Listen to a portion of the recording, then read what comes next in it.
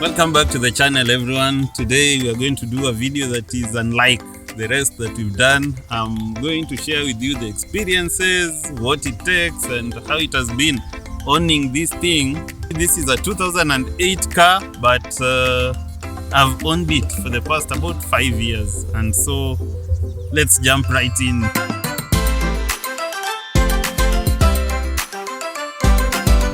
So today we're going to have a conversation.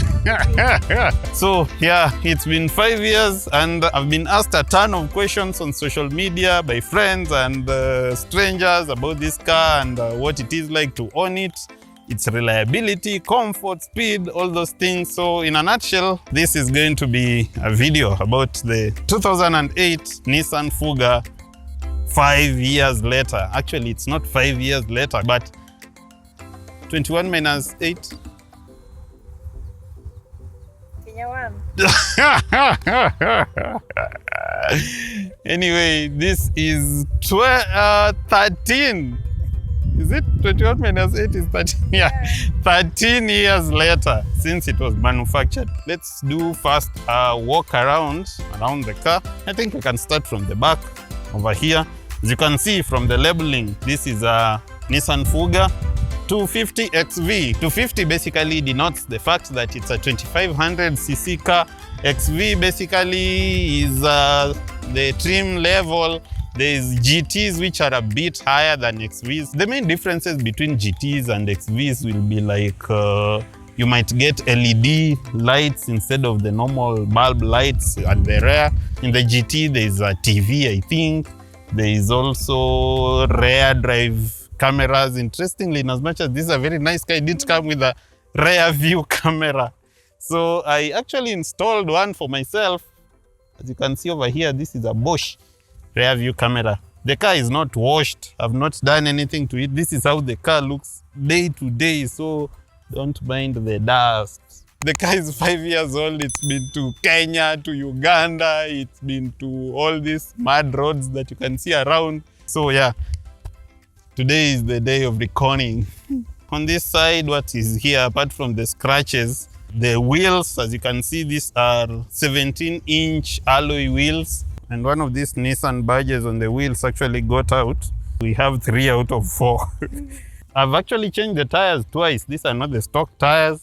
Over here, this is some light. I did some housing on it, but it got knocked somewhere. So this is actually broken. We have these 2 holes here. I don't know what this exactly were for. I'm suspecting they are for one of those things where a flag can be put or something. I'm not sure.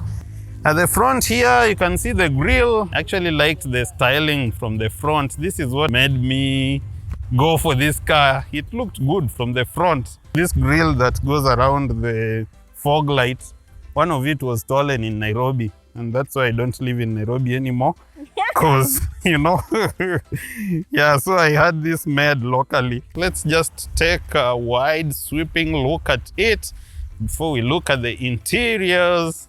One thing you'll note from this angle is the ground clearance, and that is, I think, one of the main disadvantages of this car, especially living in the funny parts of the country, where, as you can see from there, the roads are definitely dirt and they are not as smooth.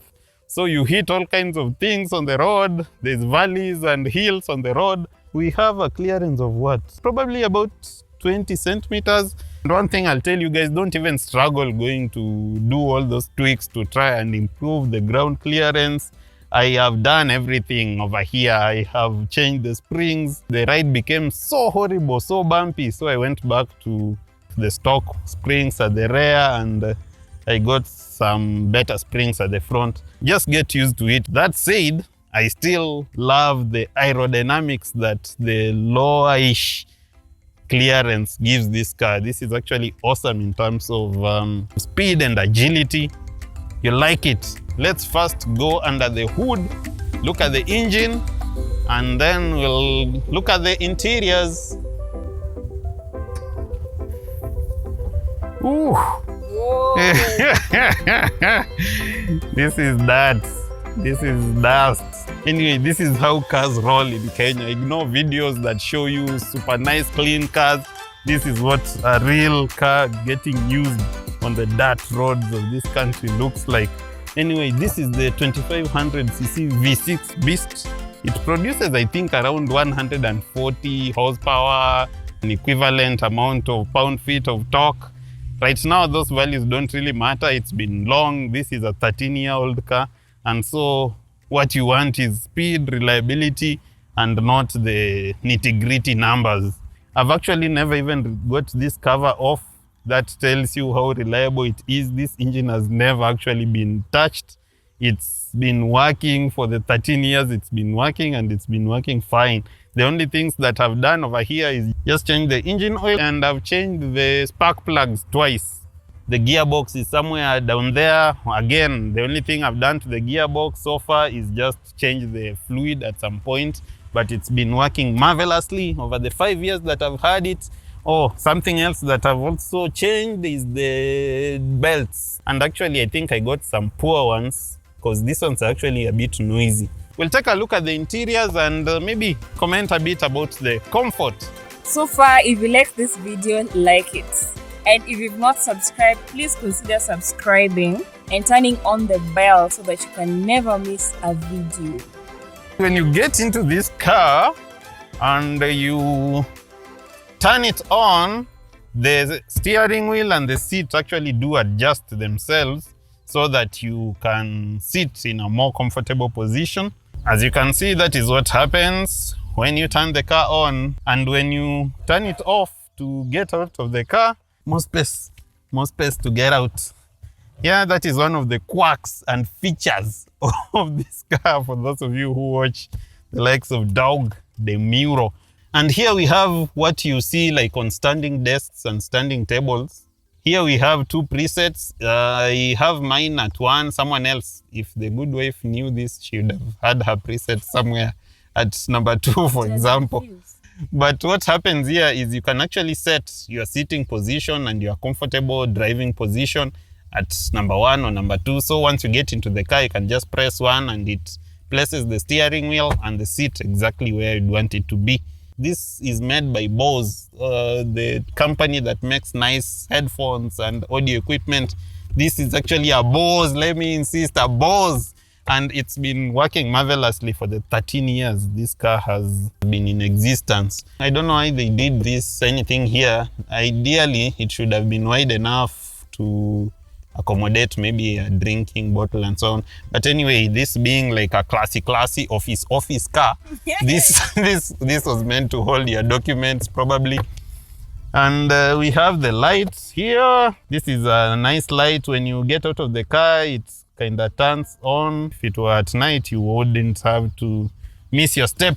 Another neat feature we have here is this Nissan logo. It actually kind of lights up once you open the door. We have automatic mirrors. Only the driver mirror is automatic, but I think in the GT trim, all the mirrors are automatic. So you just need to touch it once. You don't really need to keep your finger there or, those. Interestingly, I actually see cars produced even as late as 2021 without such a feature.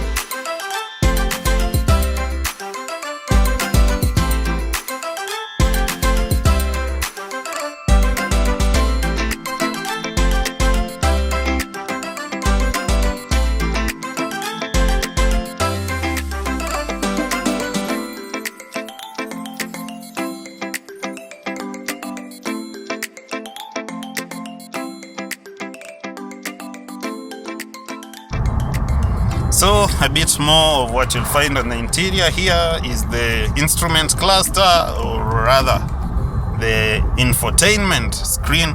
I rarely use this thing because this thing came in Japanese. That is one of the biggest disadvantages of buying cars in Kenya. Cars that are imported from Japan. Basically, it does work for some things. You can check the status of the AC, for example, but I rarely use it for much more than that. Some of the buttons are actually getting too old. As you can see, like this is sinking in. Oh, it just started raining. The good lady might not like it to drive in the rain. Anyway, it actually came with a CD player over here, but I rarely use it, but it works. It has a nice clock over here, This car doesn't have sport mode and so on. I think those are reserved for the higher trims. What we have over here is just the snow mode, which you could engage for slippery surfaces. The car came with this CD player over here in the glove box, but this is actually for maps. What it does is there's some map CDs that used to exist in 208 and so on, which would go in here, which we again don't use. There's a Bluetooth label somewhere over here. What that does is actually for Bluetooth hands-free calling. That is what you get. The rest of this is crap in the glove box. Make a mask. Oh, it's not trash, those are masks. So it's really raining, it's ruining our video. Now let's chat a bit about the cost of ownership of the car. Definitely, as you'd expect after 5 years, the biggest cost has definitely been fueling the car.